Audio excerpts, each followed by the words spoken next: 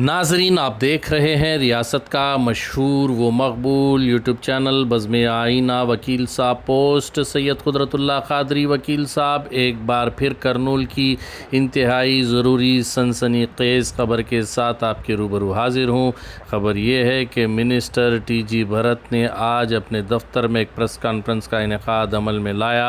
इस मौके पर उन्होंने ख़दीम शहर में जो मर्डर हुआ मासूम बादशाह दरगाह के करीब इम्तियाज़ का, उसके मुताल्लिक़ तफसीली बातचीत की। उन्होंने कहा कि वाईसीपी की रौडी गैंग्स पिछले 2 सालों से करनूल में एक डर का माहौल, एक खौफ का माहौल तैयार कर रही है। पिछले 2 सालों में जो मर्डर्स हो रहे हैं, तेलुगु देशम पार्टी के एक्टिविस्टों को मारा जा रहा है, जिससे पूरे शहर में एक खौफ और एक डर का माहौल पैदा किया जा रहा है। ऐसा इल्ज़ाम उन्होंने वाईएसआरसीपी के एक्टिविस्टों पर लगाया। उन्होंने कहा कि करनूल बहुत ही सुकून और चैन का शहर है, यहाँ पर तबाही और बदअमनी फैलाने की कोशिश की जा रही है। मज़ीद उन्होंने कहा कि तेलुगु देशम पार्टी एक्टिविस्ट इम्तियाज़ का जो कत्ल हुआ है वो एक बिल्कुल मंसूबे के तहत कत्ल किया गया है। उन्होंने कहा कि वाईसीपी के कायदीन पॉलिटिकल मर्डर्स करा रहे हैं। उन्होंने कहा कि इम्तियाज़ ने जो है दौरान इंतखाबात यानी इलेक्शंस में इम्तियाज़ ने इंडिपेंडेंट कैंडिडेट की हैसियत से अपना नॉमिनेशन फ़ाइल किया था, जब से वाईसीपी कायदीन ने उस पर जो है दुश्मनी रखी थी और एक कैलकुलेटेड प्लान, एक मंसूबे के तहत उसे जो है उसका जो है क़त्ल किया गया।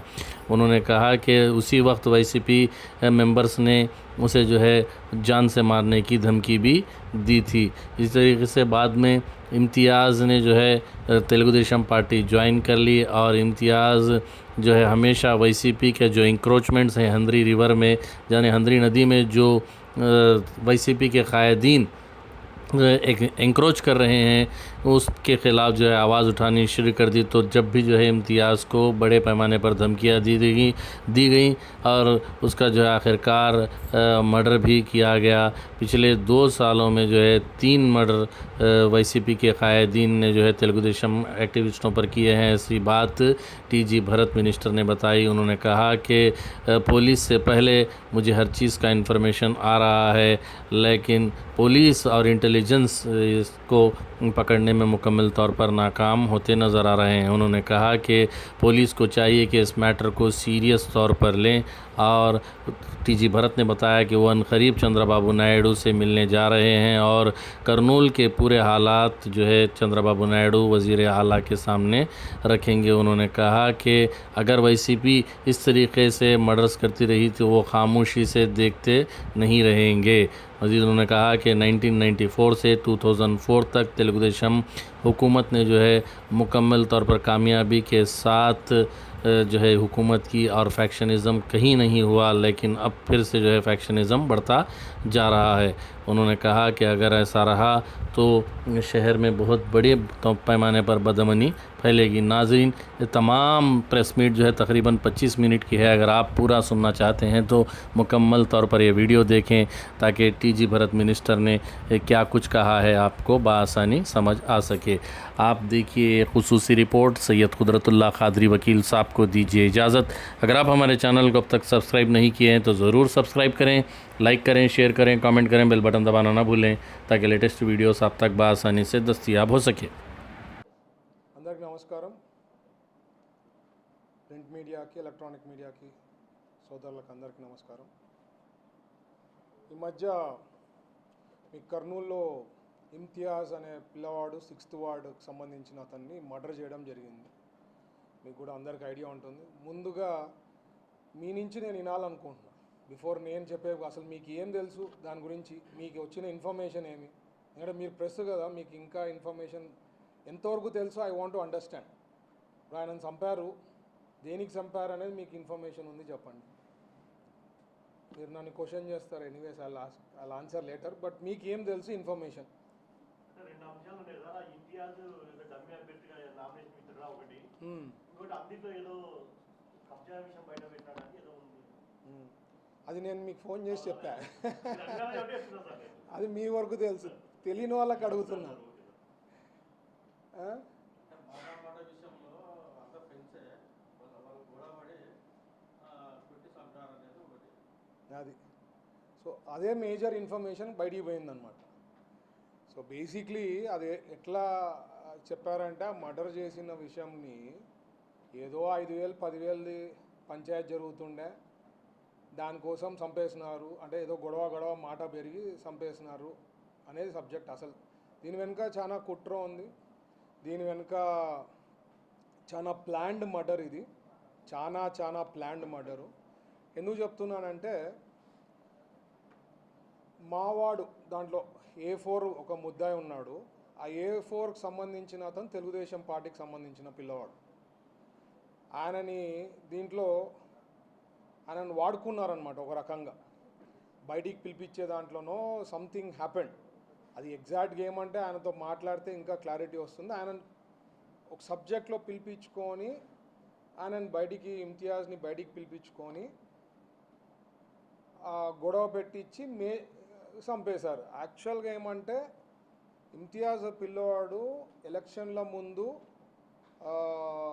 ఇండిపెండెంట్గా పోటీ చేశాడు ఇమ్తియాజ్ అనే పేరుతో. ఎందుకంటే అప్పుడు మనకు వైఎస్ఆర్సీపీ నుంచి ఉండే అభ్యర్థి వచ్చి ఇమ్తియాజే, మీకు ఐడియా ఉండింటుంది. అప్పట్లోనే ఇండిపెండెంట్గా నుంచున్నాడని చెప్పి వాళ్ళ ఇంటికి పోయి ఇండ్ల కాడ రచ్చ చేసి గొడవ చేసి 6th వార్డుకి సంబంధించిన A1 ఈరోజు ఈ మర్డర్ కేసులో A1 ముద్దాయి ఎవడైతే ఉన్నాడో వాళ్ళ ఇంటికి పోయి రచ్చ చేసి గొడవ చేస్తే అప్పుడు FIR కూడా కావడం జరిగింది. అప్పటి నుంచి గొడవలు ఉన్నాయి. ఈయన మన పార్టీ వచ్చిన తర్వాత మన తెలుగుదేశం పార్టీలోకి రావడము, మన పనితీరు బట్టి మనతో ఉండడం జరగడం కంటిన్యూగా అవుతాను. ఈయన ఏం చేశాడంటే, ఆ A1 ముద్దాయి వచ్చి హంద్రీలో కొన్ని ఇల్లీగల్ కన్స్ట్రక్షన్స్ చేస్తున్నాడు. ఇల్లీగల్ కన్స్ట్రక్షన్ చేస్తుంటే నేను కూడా మీరు నాది కావాలంటే మీరు ఇక్కడ మనకి క్యాడర్ మీటింగ్ జరిగినప్పుడు కూడా నేను అప్పుడు చెప్పా, వైఎస్ఆర్సీపీ వాళ్ళకి మీరు వాళ్ళకి హంద్రీలో ఇస్తే తెలుగుదేశం పార్టీ వాళ్ళకు కూడా నేను అనౌన్స్ చేస్తాను, వాళ్ళు కూడా హంద్రీలో వేసేసుకుంటారు, ఏం కావాలంటే అది. ఎందుకంటే చాలామంది ప్లాట్లు ఎక్స్పెక్ట్ చేస్తున్నారు, ఇది కరెక్ట్ కాదు, మీరు యాక్షన్ తీసుకోమని చెప్పి ఆర్డీఓ గారికి MRO గారికి చెప్పడం జరిగింది.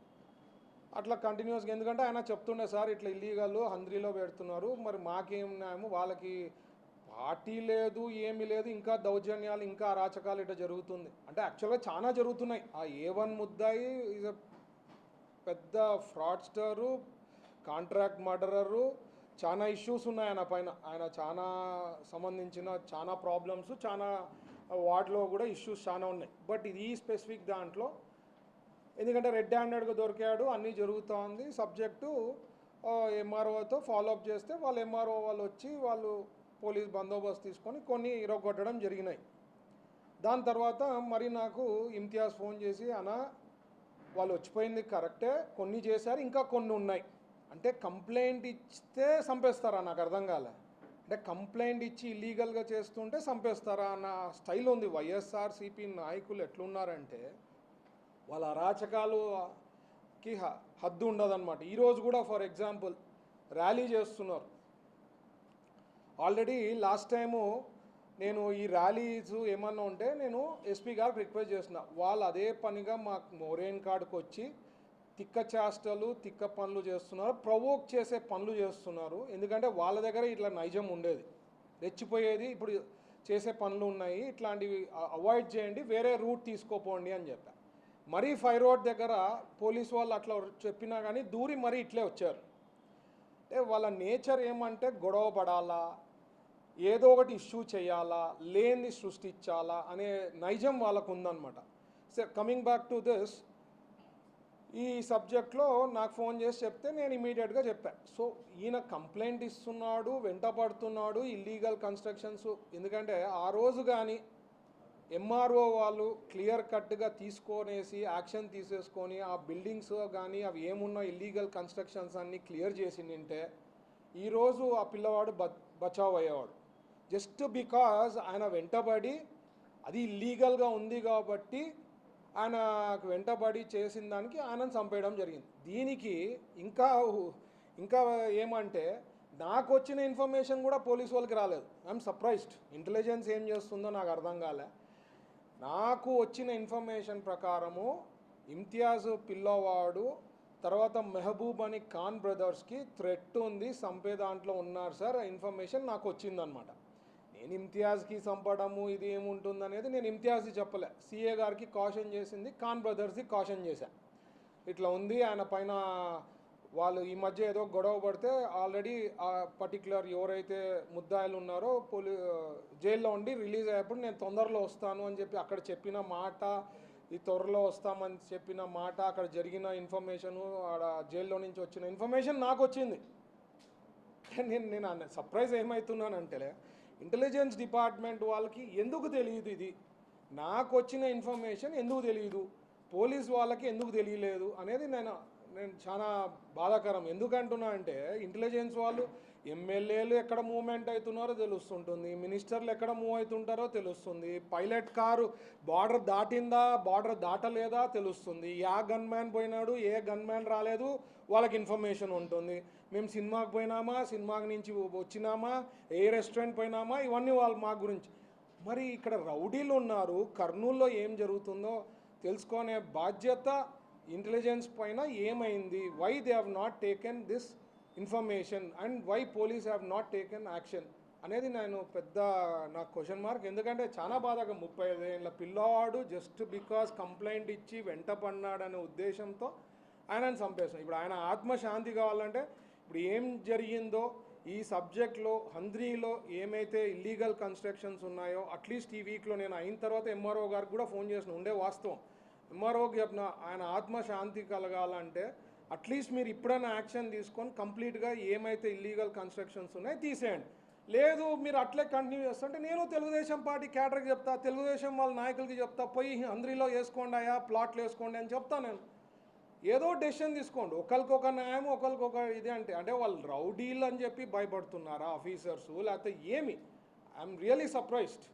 ఎందుకంటే అన్యాయంగా పిల్లవాడు చనిపోవడం అనేది నాకు చాలా బాధాకరం. ఎందుకంటే నాకు వచ్చిన ఇన్ఫర్మేషన్ని నేను పోలీసు వాళ్ళకి వచ్చింటుందని నేను భావించా.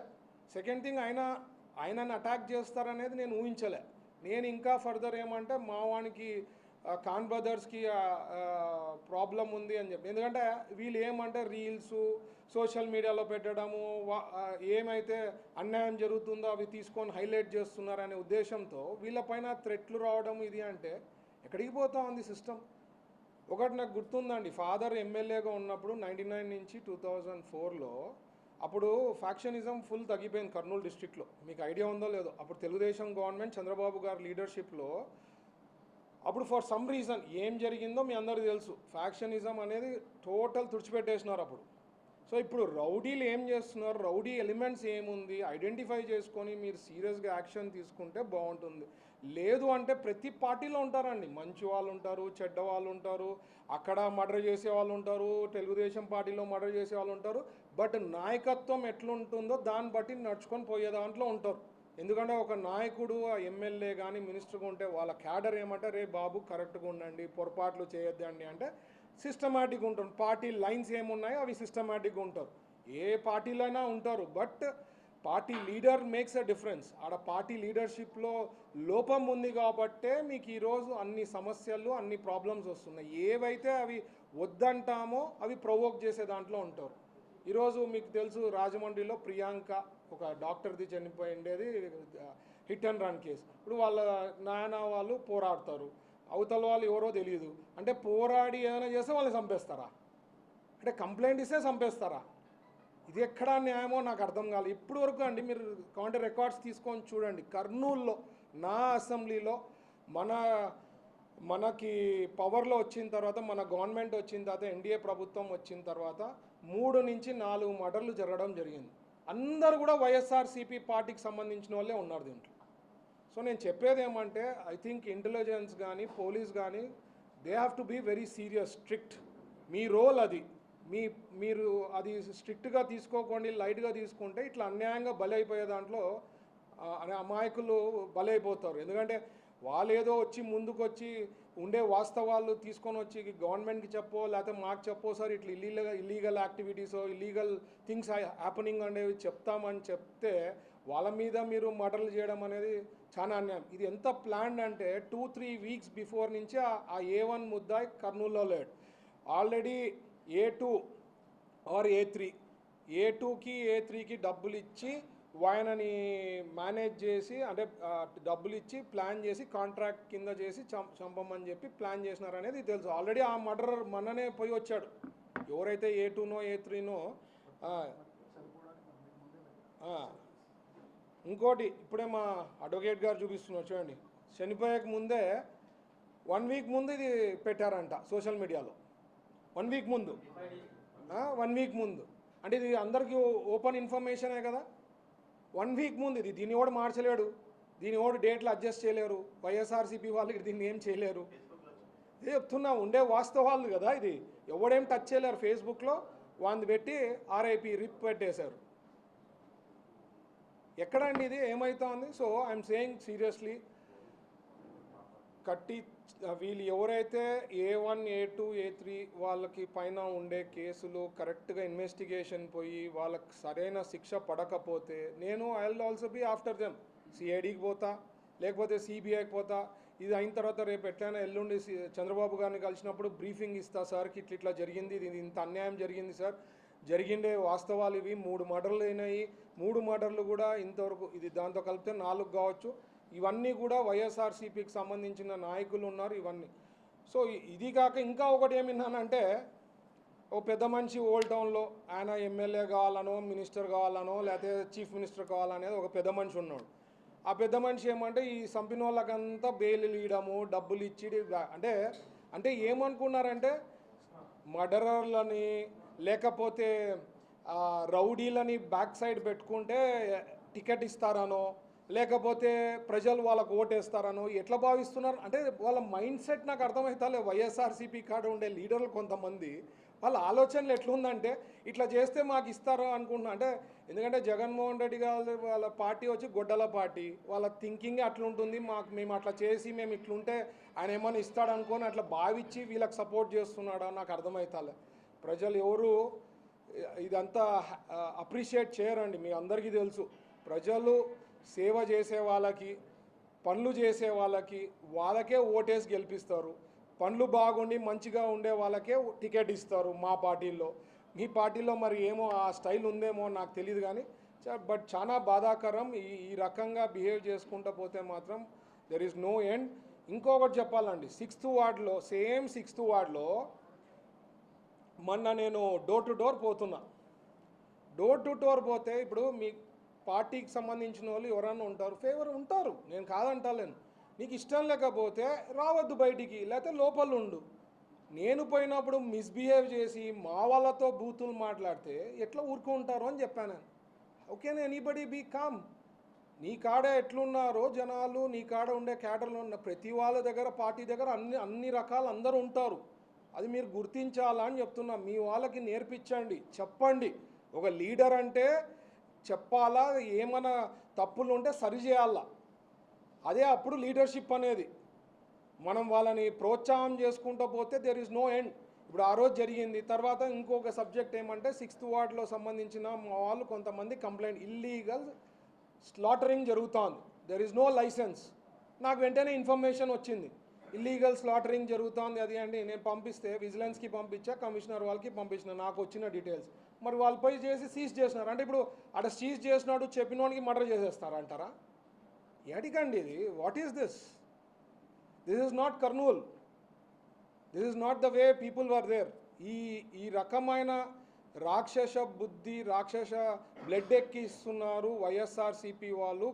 కర్నూల్లో ఈ రకంగా బిహేవియర్ చేస్తున్న వాళ్ళని సరి చేసుకొని కరెక్ట్ చేసుకుంటే మీ లీడర్షిప్కి అప్రిషియేట్ చేస్తారు. అంతేగాని ఈ స్టైల్లో ఫంక్షనింగ్ పోతే మంచి పద్ధతి కాదు. మరి 99 నుంచి 2004లో ఏ రకంగా ఆ రోజు ఫ్యాక్షనిజం తగ్గిందో అండర్ చంద్రబాబు గారు ఏ రకంగా జరిగింది, పోలీస్ వాళ్ళు ఏ రకంగా యాక్షన్ తీసుకున్నారో ఆ పరిస్థితి తెచ్చుకోవద్దని నేను హెచ్చరిస్తున్నా.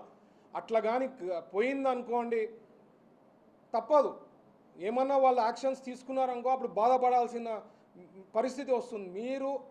మీరు చేయాల్సింది ఏమంటే పాయింట్ బై పాయింట్ అపోజిషన్ అంటే ఎట్లా ఉండాలంటే పాయింట్కి ఏదన్నా మైనస్ ఉంది రూలింగ్ పార్టీలో, అది వేలని ఎత్తి ఇది క్లారిటీగా తీసుకొని విత్ ప్రూఫ్స్ ఉంటే క్వశ్చన్ చేసేది ఎట్లుండాలంటే అవతల వాళ్ళు రూలింగ్ పార్టీ వాళ్ళు వాళ్ళ ఆలోచన పడాలా, ఏమైతే ఆన్సర్ ఇవ్వాలనేది ఆలోచించాలి. అంతేగాని ఈరోజు కూడా డిఎస్సి చేస్తున్నారు. 16,000 మందికి మేము ఉద్యోగాలు ఇస్తే 5 ఏళ్ళు డిఎస్సిలే. దానికి మొన్న డిఎస్సిలో వచ్చిన ఎంప్లాయీస్ ఎవరైతే లెక్చరర్స్ టీచర్స్ అంతా ఆందోళన చేశారు. ఇంకా మీకు బుద్ధి రాకుండా ఇంకా ఈరోజు కూడా ఆందోళన చేయాలనే ఉద్దేశంతో ప్లాన్ చేస్తున్నారు. అసలు నాకు ఒకటి ఏమనిపిస్తుందంటే ఇది అపోజిషన్ ఉండరాదు. Opposition should be like Congress పార్టీనో ఎవరన్నా ఉంటే అట్లీస్ట్ అక్కడ నేషనల్ నుంచి అక్కడి నుంచి కొద్దిగా గైడెన్స్ ఉంటుంది. అట్లీస్ట్ కాంగ్రెస్ పార్టీలో అన్న పోయి దూకండి, వైఎస్ఆర్సీపీలో ఉండే వాళ్ళు అక్కడైనా దూకండి, లేదంటే మంచి వాళ్ళు ఎవరన్నా ఉండి మాకు ఎక్కడైనా వేకెన్సీ ఉంటుంటే టీడీపీకి అన్నారండి. ఎందుకంటే people will not appreciate. I'm telling you, this is not the way to do politics. మీరు ఏదో ఒకసారి ఇచ్చారు, 2019లో ఒక అవకాశం ఇచ్చారు. ఎందుకంటే రాజశేఖర్ రెడ్డి గారు సన్నని ఇచ్చారు. మీరు ఇంకా కళల్లో ఉన్నారు, ఏదో ఊహించుకున్నారు. రాత్రి ఒక కళ వచ్చి నేనే ముఖ్యమంత్రి అయిన కళలు కంటున్నట్టున్నాడు. ఆయన ఈ స్టైల్లో చేస్తే ముఖ్యమంత్రి అవుతున్నారని ఎవరైనా ఫీడ్బ్యాక్లు ఇస్తున్నారో, something wrong with the whole system of YSRCP. They have to correct themselves. They should be an opposition. అంటే ప్రాపర్ అపోజిషన్ ప్లే చేయాలి. లేని సబ్జెక్టు ఉండే పనికిరాని సబ్జెక్టులని హైలైట్ చేయడం అనేది మంచి పద్ధతి కాదు, మార్చుకోవాలా. నేను మరీ హెచ్చరిస్తున్నా, ఈ రకంగా బిహేవ్ చేసుకుంటూ పోతే 99 తర్వాత ఎట్లా ఫ్యాక్షనిజం తగ్గిందో పోలీసు వాళ్ళు ఆ చర్యలు తీసుకునే పరిస్థితి తెచ్చుకోరాదు. ఇంటెలిజెన్స్ వాళ్ళకు కూడా నేను చెప్తున్నా, మేం తిరిగేదో మేం చేసేదో కాదు, ఎమ్మెల్యేలు ఏం చేసేదో కాదు. ఖచ్చితంగా మీరు గ్రౌండ్ రిపోర్ట్ తీసుకోవాలా. ఎక్కడ రౌడీలు ఉన్నారు, ఏం జరుగుతోంది, ఎట్లా జరుగుతోంది అనేది మీరు ఐడెంటిఫై చేసి వాళ్ళపైన చర్యలు తీసుకుంటే మీకు కూడా బాగుంటుంది. అలాగే పోలీసు వాళ్ళు కూడా ఈ సబ్జెక్టు ఏదైతే ఆల్రెడీ సోషల్ మీడియాలో వచ్చిందో ఇన్ఫర్మేషన్ నా వరకు వచ్చిందో మీకు ఎందుకు రాలేదనేది మీరు కూడా కరెక్ట్ చేసుకోవాల్సిందిగా నేను రిక్వెస్ట్ చేస్తున్నా. Please take seriously, this is not the way it has to be. ఎందుకంటే వైఎస్ఆర్సీపీ నాయకులు వాళ్ళ ఆలోచన కొద్ది మారితే మీకు ఫ్యూచర్ ఉంటుంది. ఎన్నో సందర్భాల్లో చెప్పాలి, లేకపోతే మీరు సింగిల్ డిజిట్కి పడిపోతారు. I'm again telling you. లేదు అంటే హ్యాపీగా కాంగ్రెస్ పార్టీకి పోండి, లేకపోతే టీడీపీ పార్టీకి రండి. అక్కడ ఇంకా there is no life in future. The way in మీరు చేసే పని తీరు బట్టి మాత్రం there is no life in future for YSRCP party. అధికార పార్టీలో ఉన్నారు మీరు, ఈ పార్టీ వాళ్ళనే వైసీపీ వాళ్ళు దాడులు చేస్తారు. గట్టిగా ఎంపీ ఉన్నారు, డిఐజీ ఉన్నారు, వాళ్ళ దృష్టికి తీసుకెళ్ళారు. ద మినిట్ ఇది మర్డర్ అయిన వెంటనే ఎస్పీ గారితో మాట్లాడినా. ఎస్పీ గారికి కూడా మీరు నమ్మరు, ఎస్పీ గారికి బ్రీఫింగ్ కూడా రాంగ్ ఇచ్చారు. ఆయన కూడా అట్లే కలాలి, ఇట్లా ఏదో చిన్నగా జరిగిందంట, అదేదో కొడుకున్నారంట. ఇదే సార్, దీని వెనకాల చాలా కుట్ర ప్లానింగ్ జరిగింది. Please go in detail. 2-3 weeks నుంచి ఆ మనిషి లేడు. A1 planned murder. నాకే వచ్చింది ఇన్ఫర్మేషన్, సోషల్ మీడియాలో రిప్పన్ పెట్టారు, ఇప్పుడు చూపిస్తున్నారు నాకు. How is it possible? Take it seriously అంటున్నాను నేను. ఇట్లా అయితే రౌడీలు పెరిగిపోతే కష్టం. నేను అందుకని చెప్తున్నా, మరీ గుర్తు చేస్తున్నా, 99 to 2004లో ఫ్యాక్షనిజం తగ్గిన కారణం ఇక్కడ ప్రతి ఒక్క రిపోర్టర్కి తెలిసి ఏం జరిగిందో. అప్పుడు ఇట్లా రౌడీలు కానీ పెరిగితే police has to take serious action against them. They can't let go like this. కాదు అంటే సార్ దగ్గర చెప్పుకోండి, మార్చుకోండి. అంతేగాని ఈ స్టైల్లో కానీ పోతే మాత్రం కరెక్ట్ కాదు. We cannot tolerate all this. నేనైతే చంద్రబాబు గారికి బ్రీఫ్ చేయబోతున్నా ఎల్లుండి. This is what has happened sir, జరిగిన విషయాలు ఏమి ఇదంతా చెప్తా. But it has to be taken up very seriously.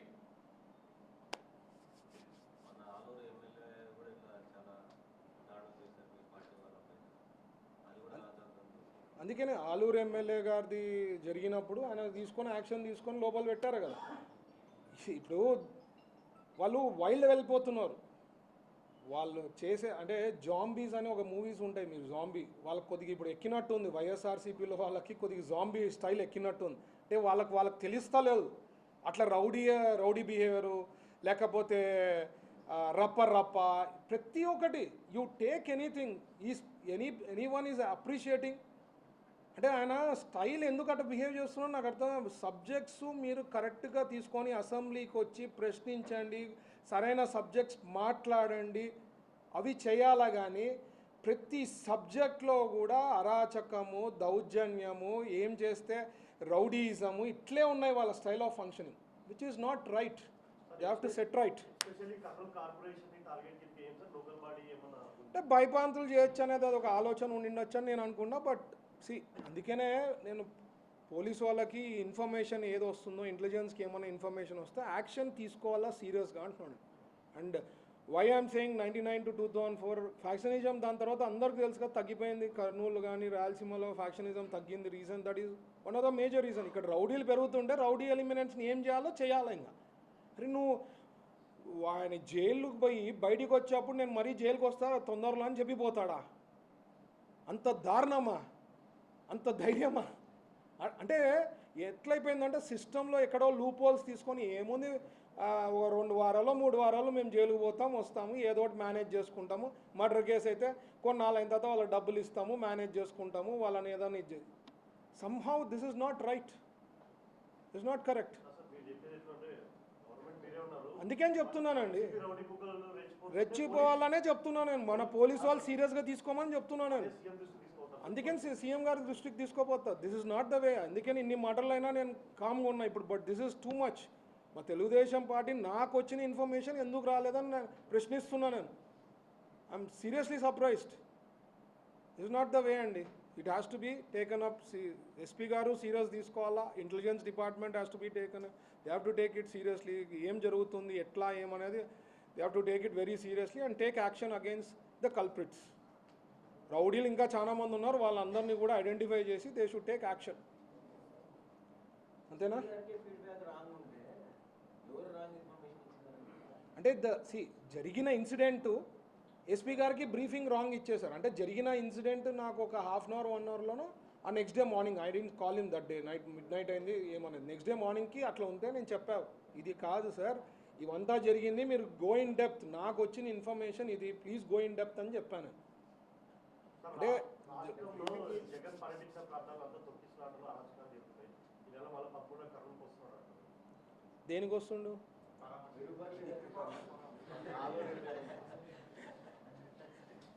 ఇక్కడే అందుకనే ఇప్పటి నుంచి ఇట్లా చెప్తే అట్లీస్ట్ మా పోలీసు వాళ్ళు ఇంటెలిజెన్స్ వాళ్ళు సీరియస్గా తీసుకొని ఇప్పటి నుంచైనా సెట్ అవుతారు అనే ఉద్దేశంతో I'm warning things what is happening on ground. ఎందుకంటే గ్రౌండ్ రియాలిటీకి అక్కడ వచ్చే ఇన్ఫర్మేషన్కి దేర్ ఇస్ అ డిఫరెన్స్ అనే దాంతోనే ఐఎమ్ టెలింగ్. ఎందుకంటే నేను మాట్లాడినా చెప్పినా చేసినా but things has to set right. ఖచ్చితంగా చంద్రబాబు గారి దృష్టికి తీసుకోపోతా, ఇవి జరిగిన వాస్తవాలు చెప్తా ఏమేమి అవుతున్నాయో. ఎందుకంటే ఏదైనా development for example C camp A camp B camp దానికి కూడా డెవలప్మెంట్ హైకోర్టు బెంచ్ మన లోకేష్ గారు వచ్చి చెప్పిపోయినారు 90 daysలో వీఆర్ గోయింగ్ టు గివ్ అని. ఆడ బెస్ట్ ప్లేస్ ఎక్కడ మనకి ఎక్కడ పక్కన ఉందా? బెస్ట్ ప్లేస్ అక్కడ ఉంది. అలాంటి దానికి ఏదో ఒకటి క్రియేట్ చేయాలా అంటే వైఎస్ఆర్సీపీ ధోరణి మార్చుకోవాలా అంటున్నాను. ఆడ లీడర్షిప్ మార్చుకుంటే బాగుంటుంది. ప్రజలు I don't think no one will appreciate. వాళ్ళు అది ఏదో ఊహించుకుంటున్నారు which is not right. Bench మనం చెప్పిండేది బెంచ్ వస్తుంది. But I don't want to deviate అండి దీని విషయంలో. దీని వరకు నేను చెప్తున్నా please take it seriously. And YSRCP వాళ్ళకి రౌడీ ఎలిమెంట్స్కి నేను హెచ్చరిస్తున్నా. ఇట్లే కంటిన్యూ అయితే there will be next level of seriousness. 99 నుంచి 2004లో మీరు గుర్తు తెచ్చుకోండి ఎట్లా జరిగింది ఏం జరిగింది. ఆ పరిస్థితి తెచ్చుకోవద్దండి. మీ పని మీరు నీట్గా సక్రమంగా ఉంటే సరే, లేదంటే instructions will be different and you will be in trouble. Please take it seriously.